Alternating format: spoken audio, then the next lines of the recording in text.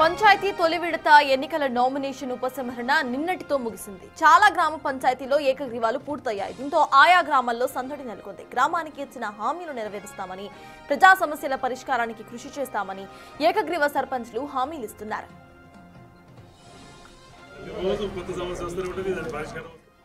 కరీంనగర్ జిల్లాలో మొత్తం 25 గ్రామ పంచాయతీలు ఏకగ్రీవమయ్యాయి. చొప్పదండి మండలంలోని దేశాయిపేట, పెద్దకురుమపల్లి, ఇక రామడుగు మండలంలోని శ్రీరాములపల్లి ఏకగ్రీవం అయ్యాయి.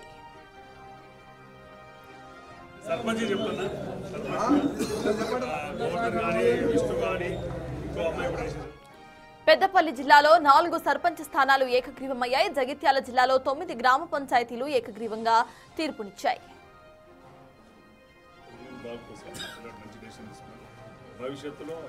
రాజన్న సిరిసిల్ల జిల్లాలో కూడా 9 సర్పంచ్ పదవులను ఏకగ్రీవంగా ఎన్నుకున్నారు. ప్రజలు 9 తాండాల్లో సర్పంచ్లను ప్రజలు ఏకగ్రీవంగా ఎన్నుకున్నారు. మహబూబాబాద్ జిల్లాలో 5 మండలాల్లో 155 గ్రామ పంచాయతీల్లో 8 గ్రామాలు సర్పంచ్లతో పాటు పాలకవర్గంను కూడా ఏకగ్రీవంగా ఎన్నుకున్నారు మహబూబాబాద్ వాసులు.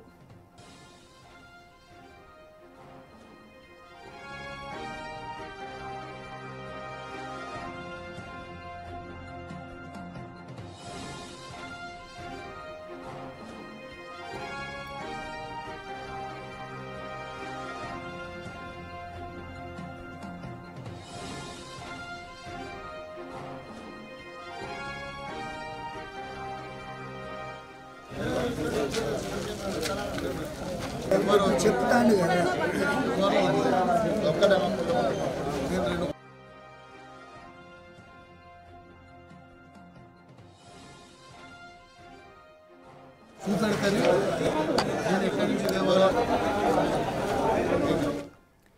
రైట్, ఇదే అంశంపై అంటే ఏకగ్రీవాలకు సంబంధించిన పూర్తి డీటెయిల్స్ మా ప్రతినిధి శ్రీనివాస్ కరీంనగర్ నుండి అందించడానికి సిద్ధంగా ఉన్నారు. అండ్ ఆల్సో మహబూబ్ నగర్ నుండి శంకర్ సైతం అక్కడ నుండి అందించడానికి సిద్ధంగా ఉన్నారు. ఫస్ట్ శ్రీనివాస్, చెప్పండి, కరీంనగర్ లో అసలు ఎటువంటి సిచ్యువేషన్ ఉంది, అక్కడ ఏకగ్రీవాల పరిస్థితి ఏంటి? శ్రీనివాస్.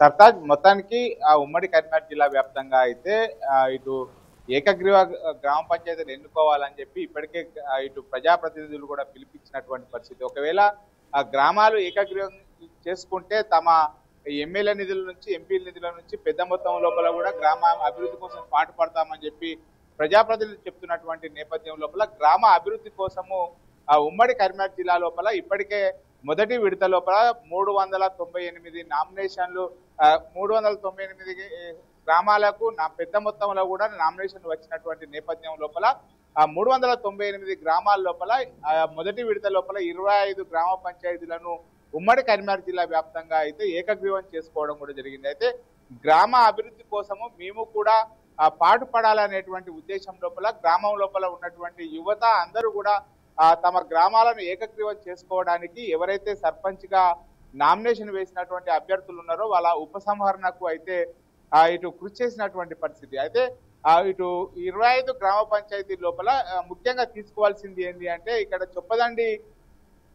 చొప్పదండి మండలం లోపల ఉన్నటువంటి ఒక గ్రామం లోపల ఆ గ్రామం అంతా కూడా ఒక యూనిటీ పైన వచ్చి అక్కడ గ్రామం లోపల ఉన్నటువంటి సర్పంచ్ తో పాటుగా 10 గ్రామ వార్డులు కూడా మొత్తం కూడా ఏకగ్రీవం చేసుకోవడం జరిగింది. అయితే ఎన్నికల ఖర్చు నేపథ్యం లోపల అభ్యర్థులకు తడిసి మోపడవుతున్నటువంటి నేపథ్యం లోపల గ్రామ అభివృద్ధికి పాటుపడాలని చెప్పి వీళ్ళందరూ కూడా కూర్చొని సమిష్టి నిర్ణయం తీసుకొని అక్కడ గ్రామం లోపల మొత్తానికైతే ఏదైతే చొప్పదండి మండలం లోపల ఉన్నటువంటి గ్రామం లోపల మొత్తం కూడా ఏకగ్రీవం చేసుకున్నటువంటి పరిస్థితి కనబడుతుంది. ఇక్కడ రాజన్న సిరిసిల్ల జిల్లా లోపల అప్పటి ముఖ్యమంత్రి కేసీఆర్ చిన్న చిన్న గ్రామాలను కూడా, తండాలను కూడా గ్రామ పంచాయతీలుగా చేయడంతో రాజన్న సిరిసిల్ల లోపల ఉన్నటువంటి దాదాపుగా 300 నుంచి 400 ఓట్లు ఉన్నటువంటి 9 తండాలను కూడా ఆ గ్రామం లోపల ఉన్నటువంటి వారందరూ కూడా కలిసి తమ ఎలక్షన్లో పోవడం కన్నా ఏకగ్రీవం చేసుకుందాం, తమ గ్రామ అభివృద్ధికి పాటుపడదామని చెప్పి రాజన్న సిరిసిల్ల జిల్లా లోపల 9 గ్రామ పంచాయతీలను ఏకగ్రీవం చేసుకున్నటువంటి పరిస్థితి.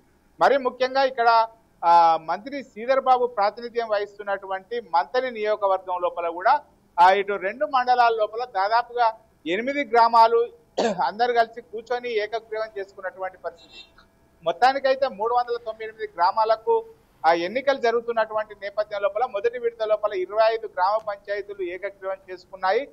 తాము అందరం కూడా ఇచ్చిన మాట ప్రకారంగా ప్రభుత్వము ఏదైతే ఏకగ్రీవాలు చేసుకోవాలని చెప్పి చెప్తున్నటువంటి దానికి 25 గ్రామాలు ఏకగ్రీవం చేసుకున్నాము. తమ గ్రామ అభివృద్ధి కోసం కూడా ఎమ్మెల్యేలు, ఎంపీలు పెద్ద మొత్తం లోపల నిధులు కేటాయించి గ్రామ అభివృద్ధి లోపల పాటుపడాలని చెప్పి అయితే ఏకగ్రీవం అయినటువంటి గ్రామాలు కోరుతున్నటువంటి పరిస్థితి కనబడుతుంది. Sartaj. Yes, thank you Srinivas.